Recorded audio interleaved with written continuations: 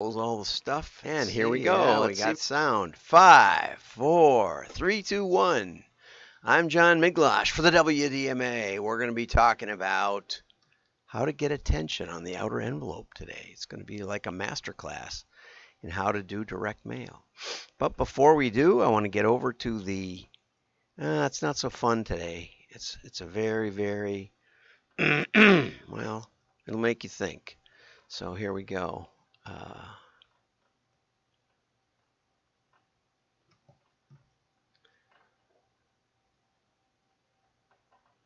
And why?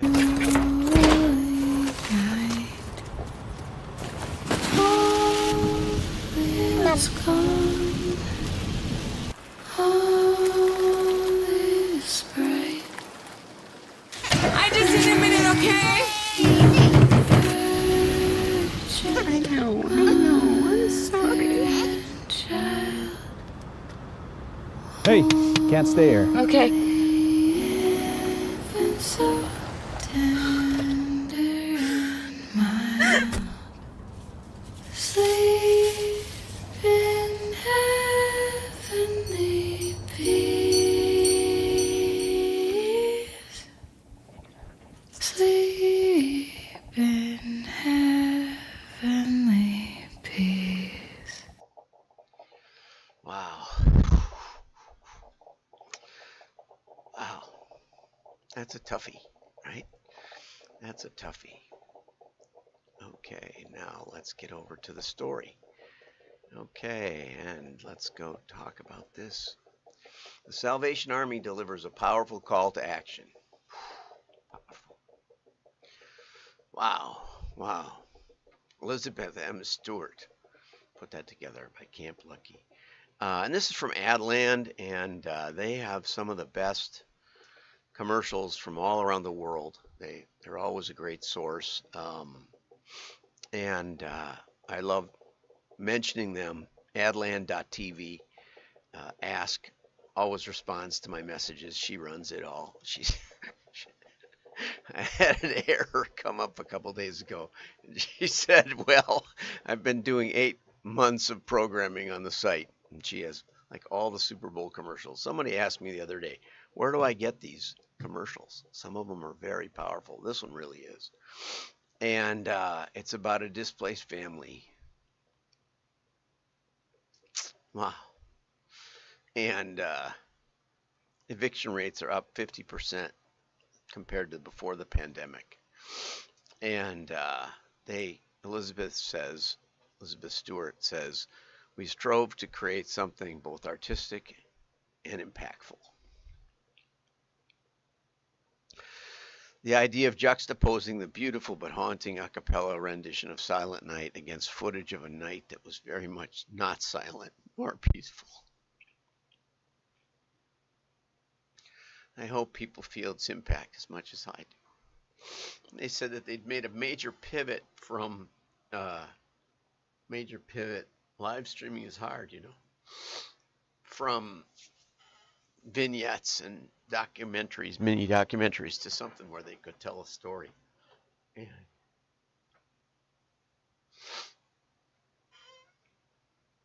boy, they nailed it, I'll tell you. Whew. They nailed it. So anyway, I was on a panel yesterday, and we were talking about marketing and whether marketing had value. Sometimes it really tells stories that need to be told. And so I commend that one. And now, because, Ron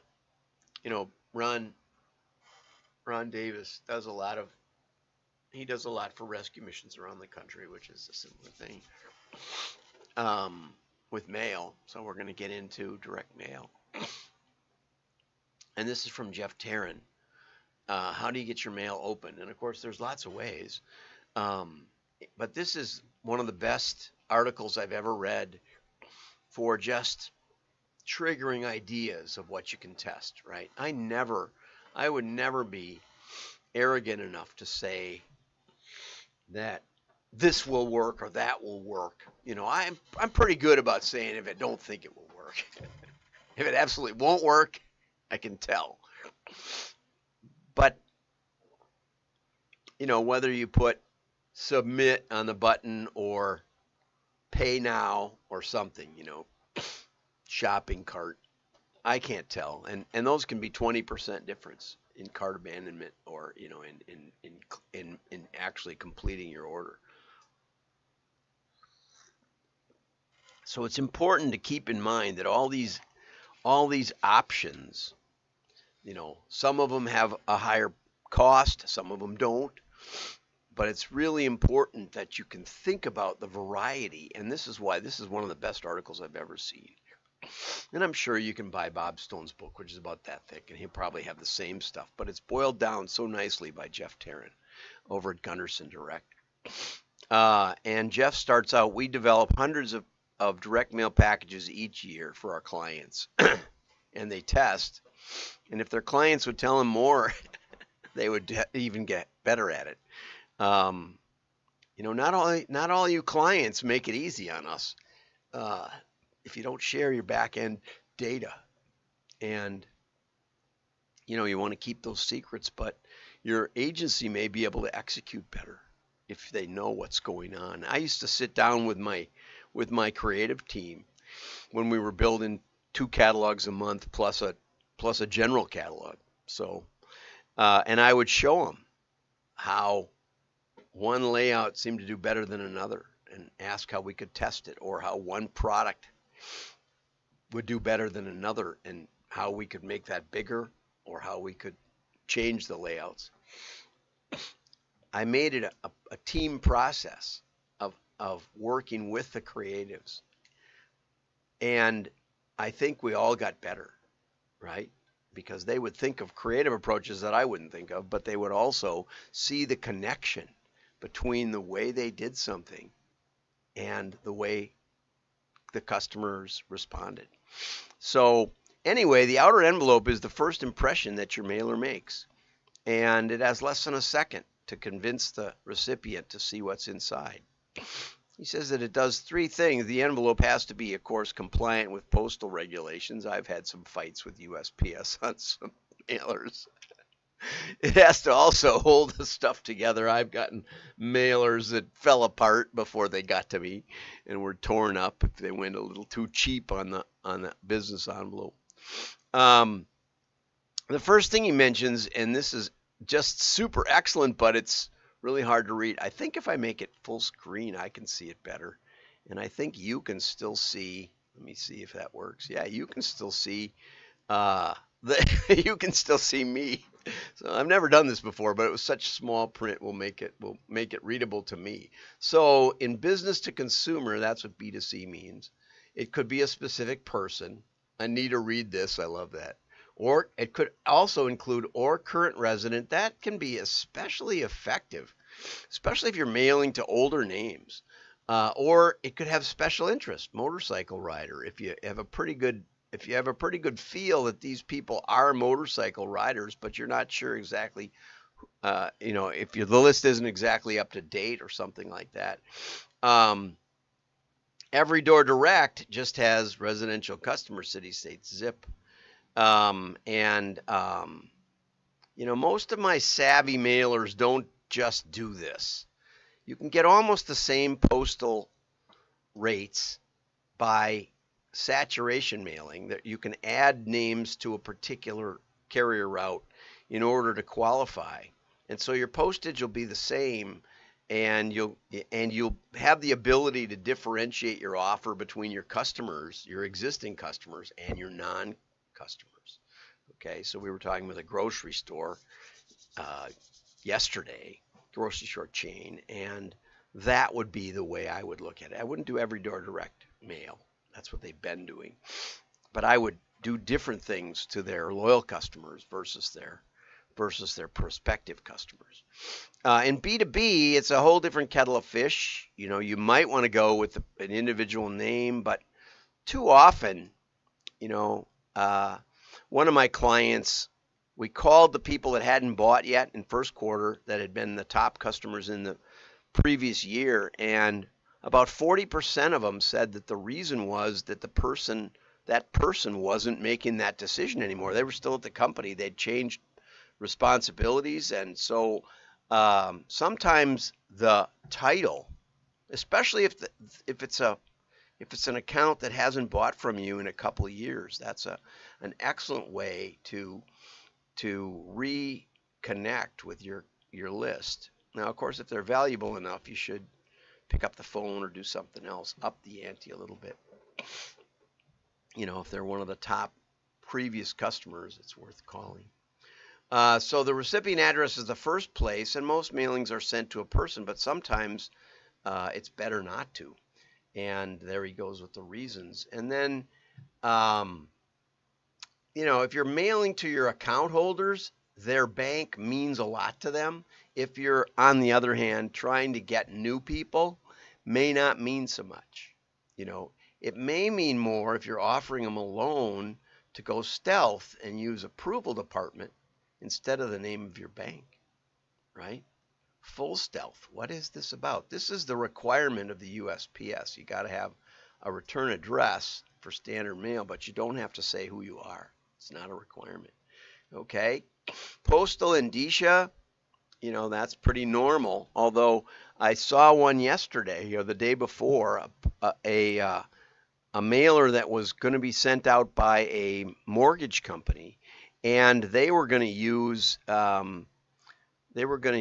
postcards.com or something, and it said that in there, and I think that really, really, really cheapened their offer. I would say it would be much better to go from their company name in the indicia, or just the indicia name that is a little more stealth. This gives your mail an official business look and feel. I think that's probably right. You can even work with the USPS to create your own custom design. I did not know that. Thank you for that, Jeff. Or a live stamp, and you can even put it on by hand and have it crooked, or you can even tell the mail processor to put it on a little crooked to make it look more personal. Okay, a stamp can give a personal touch. Okay, here's stealth versus promotional envelopes. This is stealth, approval department. I need to read this. I love that. Important information, no indication of the company in the indicia. These things have to work together, right? My bank, I would say that this promotional envelope should not have the stamp, because obviously it's a promotional envelope. You're wasting your money to affix a stamp on here. The rest of the envelope undermines this attempt at personalization, right? And I don't think I'd put it up here either. On the other hand, here we go with handwritten fonts, and you notice that Jeff shows all the handwritten fonts with a stamp. Okay, that doesn't look like a handwritten font. This one looks like a handwritten font. Okay, so, and on that note, I don't make this show very promotional day by day. I'm really grateful to the great agencies and printers especially, and others who support the WDMA. And Gunderson is one of my corporate members. But I also wanted to mention a newer one, which is Old School Marketing. And this is, let me see if I can, let's see if I can run this camera decently here. And this one, and I always have trouble with trying to get this. This one is fully handwritten and has an affixed stamp. And I'm now working for Old School Marketing, full disclosure, and it has a Post-it note that's also handwritten. Okay, see that? And so I was so intrigued by this envelope that now I'm working for the company. How about that?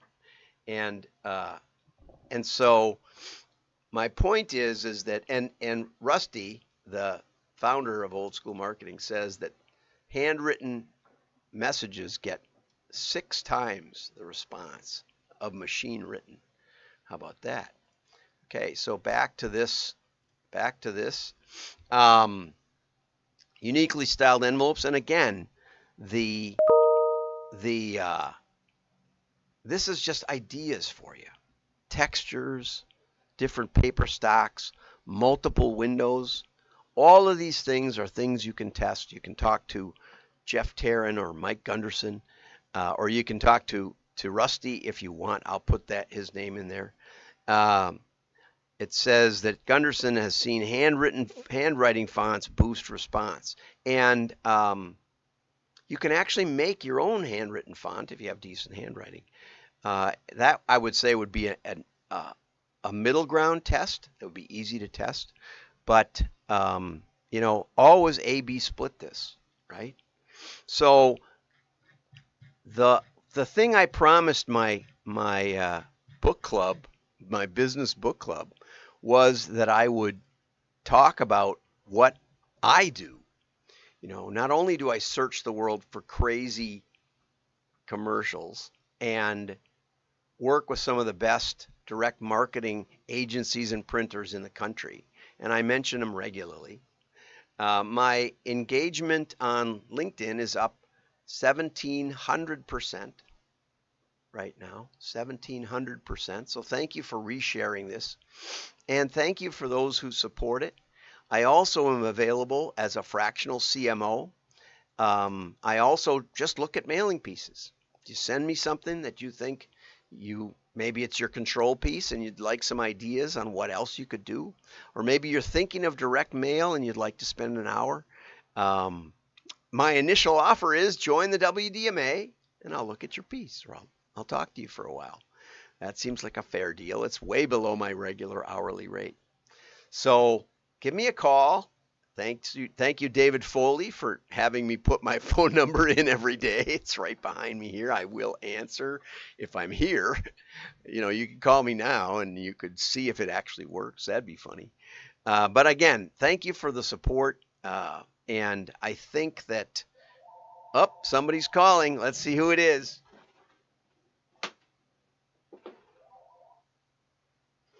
This is an important call. This is not an important call. Have a great day. Give me a call. Join the WDMA. Let's work together. And maybe we'll partner with one of these great agencies and printers that I know so well.